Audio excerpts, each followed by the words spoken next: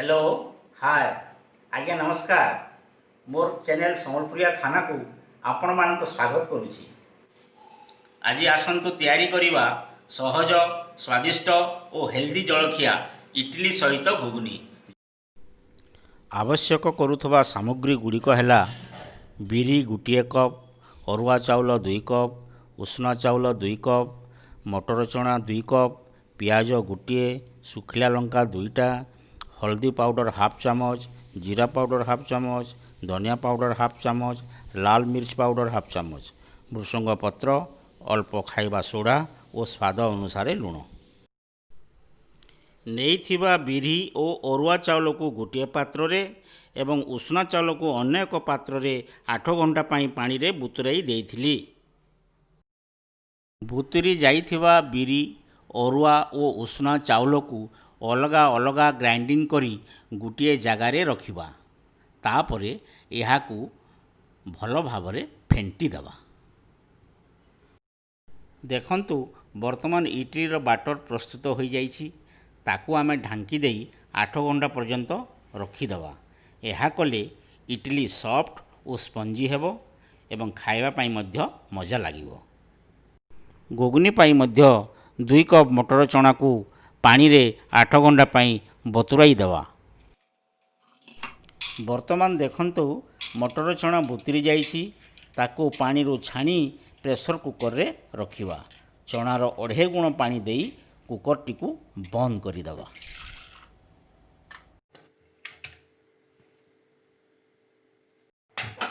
तापरे gas on करी pressure cooker को बसाई दबा।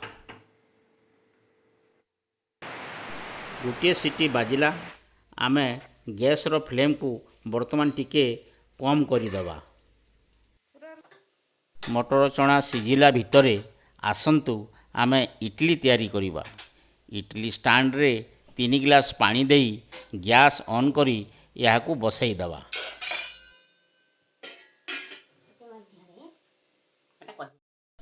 कुकर रो पानी गरम होला भितरे प्रस्तुत होइथिबा बाटर को स्वाद अनुसार लुण देई भल भावरे मिसेइबा। जदि बाटरटी गाढ़ होइथाए ताहेले आपण अधिका पानी यूज करि पारिबे। गोटे चुटकी खाइबा सोडा देई बाटर को आमे भल भावरे फेंटी देबा। वर्तमान इडली कंटेनर गुड़िकरे अल्प तेल नहीं एपरी भावरे लगई दबा। यह कले इडली गुड़िक सुविधा रे काढ़ी हबो। एबे आमे इडली कंटेनर रे बाटर को देबा।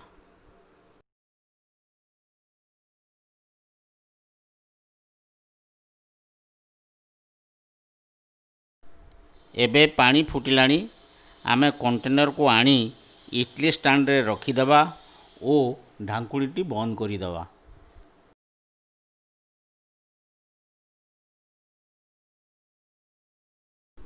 वर्तमान आमे ढांकुणी काढ़ी देखिबा हमरो इडली हेलाणी कि नाही। एथिपाई आमे गुटिए छुरी साइज रे गुटे इडली मध्य रे पुरई कि देखिबा। आपण माने देखि पारुथिबे छुरीटा पूरा क्लीन अछि। ता माने आमो इडली होई जाइछि। एबे आमे इडली कंटेनर को काढ़ी दबा। तापरे गुटे चामच साइज रे इडली गुडी को बाहर करिबा। आपण माने देखि पारुथिबे आमे तेल देइथिबारु इडली गुडीक सहजरे कंटेनर रु बाहरी आसुची। वर्तमान आमे इडली गुडी को गोटे ट्रे रे रखिदबा। देखंतु आम इडली किपुरी सुंदर दिसुची आउ हल्का फुल्का मध्य होइछि। इति मध्यरे घुगनी पाई नेइथिबा चना सिझी जाइथिबो। आपण माने देखि पारुथिबे चना भल भावरे सिझी जाइछि। वर्तमान आमे गैस ऑन करी फ्राइंग पैन बसाइबा एवं 2 चामच तेल देबा। मु कम क्वांटिटी रो घुगनी करूछि बोली फ्राइंग पैन यूज करिछि। जदि क्वांटिटी बेसी हेबो आपण कढ़ई मध्य यूज करी पारिबे। आमे वर्तमान सोरिष फुटाइबा। सोरिष फुटिगला परे कटा होइथिबा पियाज, सुखिला लंका और भृषंग पत्र देबा। पियाज को ब्राउन होला पर्यंत भाजिबा। देखंतु पियाज ब्राउन होई गलानी। वर्तमान चना को कुकर रु काढ़ी पान रे देई दबा।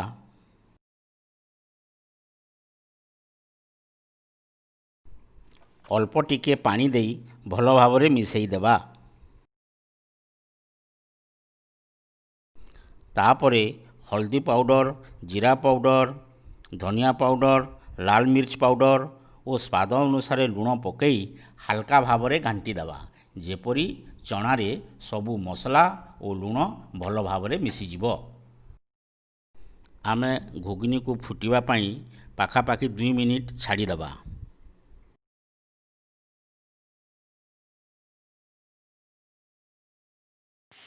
एबे आम घुगनी रेडी हो जाइछि। वर्तमान गैस बंद करी फ्राइंग पैन को उल्लई दबा। आसंतु वर्तमान इडली सहित घुगनी को सर्व करिवा। जदि आपण मानकु मोर ए रेसिपी भलो लागिला ताहले लाइक करी शेयर करंतु और मोर चैनल को सब्सक्राइब करंतु। आज्ञा हाँ, साइड रे थिबा बेल आइकन को क्लिक करिया पई भूलंतु नाही, कारण यह कले आपण माने मोर आसुथबा नुआ रेसिपी गुड़िकर नोटिफिकेशन पाई परिबे। जय मां समलेई।